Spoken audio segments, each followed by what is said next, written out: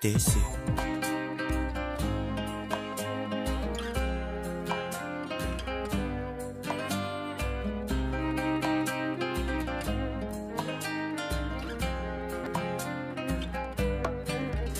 Ok, donc nous continuons avec ce que nous avons appelé les accusations mutuelles entre URSS et États-Unis. Pour donner cet exemple-là, lorsque ces pays alliés vainqueurs de la guerre se sont vus à la conférence de Potsdam, d'ailleurs une conférence qui s'est déroulée sur fond de tension,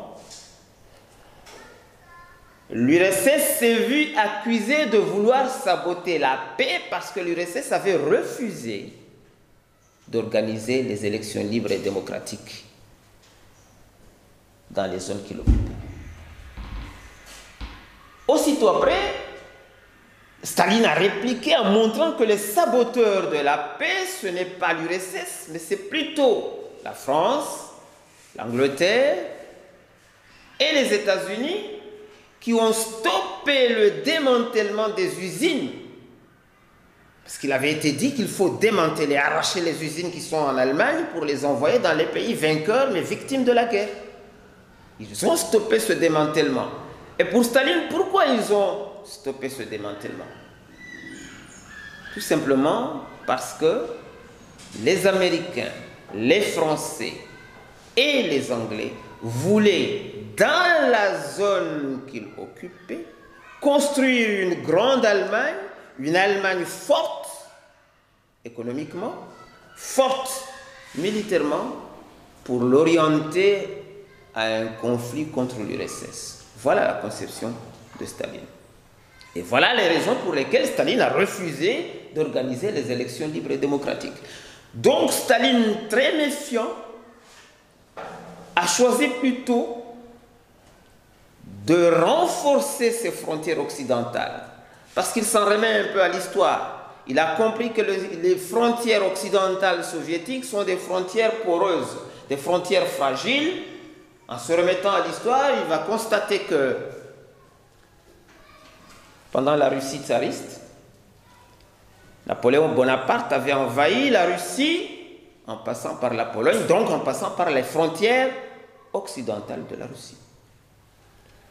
Pendant la Deuxième Guerre mondiale, Hitler avait envahi l'URSS en passant toujours par la Pologne le 22 juin 1941. À un moment où l'URSS respectait les accords germano-soviétiques de non-agression signés le 23 août 1939. Elle s'est vue agressée, envahie par l'Allemagne. Donc, c'est dit, non, mes frontières occidentales sont des frontières fragiles, poreuses, il faut les sécuriser. Donc, il conçoit d'organiser tout le long de ces frontières occidentales une sorte de glacis protecteur.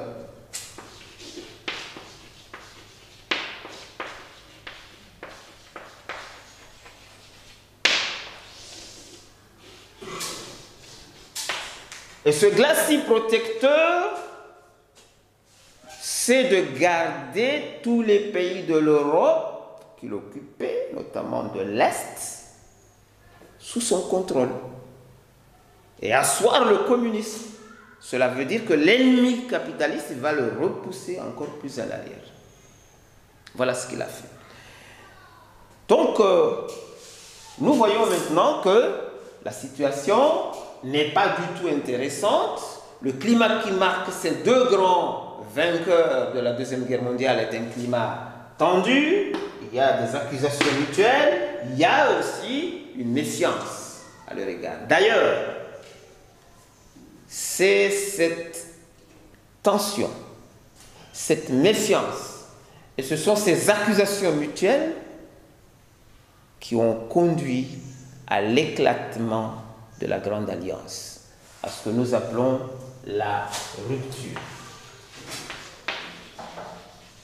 La rupture en 1947. L'exacerbation donc des tensions va conduire à la rupture de 1947. Le monde se divise en deux blocs. Le bloc Est, sous contrôle soviétique, et le bloc Ouest, sous contrôle américain.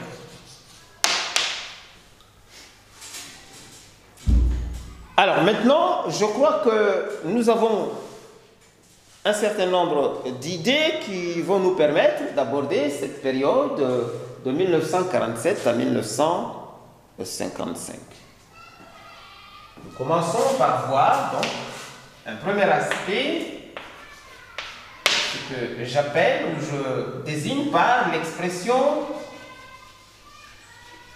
ni guerre ni paix. La guerre froide. Ni guerre, ni paix. Ça veut dire quoi? Nous sommes dans une situation de tension, d'accusation mutuelle. Les difficultés qui se présentent ne peuvent pas être résolues par les diplomates. Donc la diplomatie est en panne.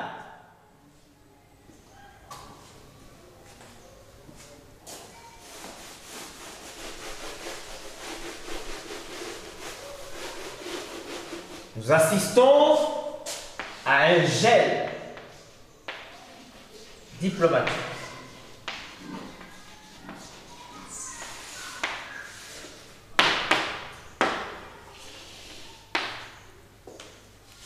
Rien ne fonctionne sur le plan diplomatique. Et le tout sur fond de tension. Mais est-ce que cela veut dire que c'est une guerre? Est-ce une vraie guerre? En réalité, la situation qui se présente à nos yeux est une situation de guerre. Mais il n'y a aucune arme qui parle. Les armes ne parlent pas. Il n'y a pas de fracas d'armes. Parce que les États-Unis et l'URSS, ces deux superpuissances, c'est comme si c'était accordé le fait qu'ils ne doivent pas s'affronter directement. Donc, pas de fracas d'armes entre l'URSS et les États-Unis. Ils ne peuvent pas s'affronter directement. L'accord n'était pas un accord écrit, mais tacite. Et pourtant, tension. Faites attention, il y a des conflits pendant cette période. Il y a même des conflits armés.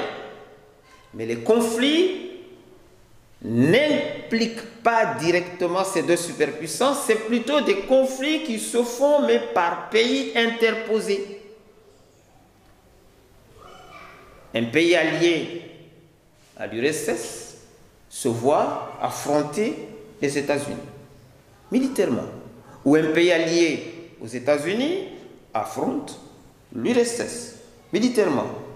Ou un pays allié aux États-Unis et un autre pays allié à l'URSS s'affrontent militairement. Donc, les conflits armés sont là, mais par pays interposés. Mais entre les deux superpuissances, il n'y a pas d'affrontement direct.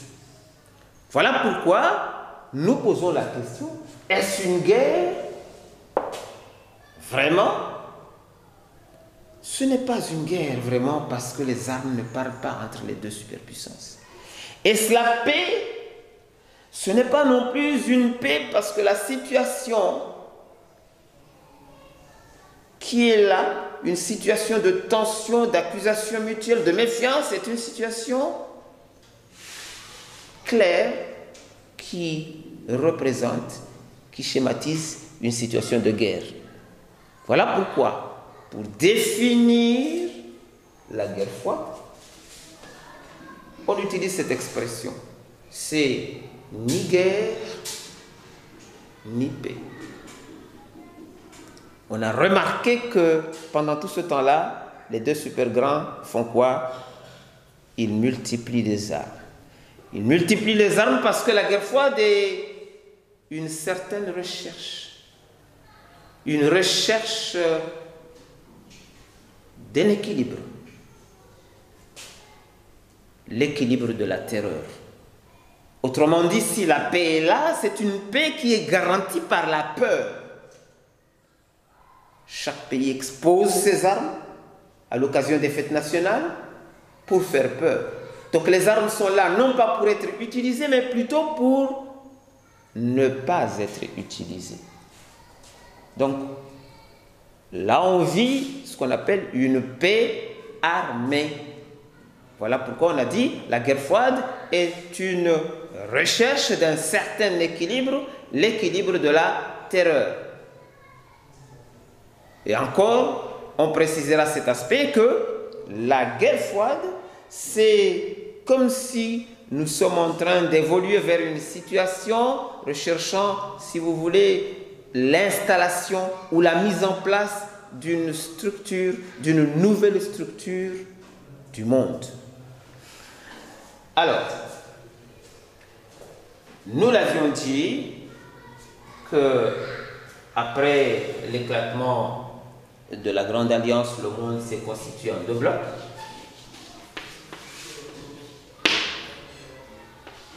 L'Ouest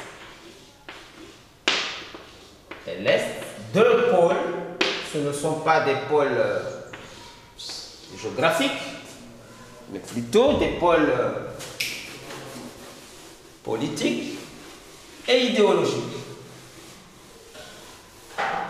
Donc nous verrons après comment ces deux pôles, l'Ouest et l'Est, vont se comporter tout au long de cette période que nous venons de signifier ici, celle de la guerre froide, la première période de la guerre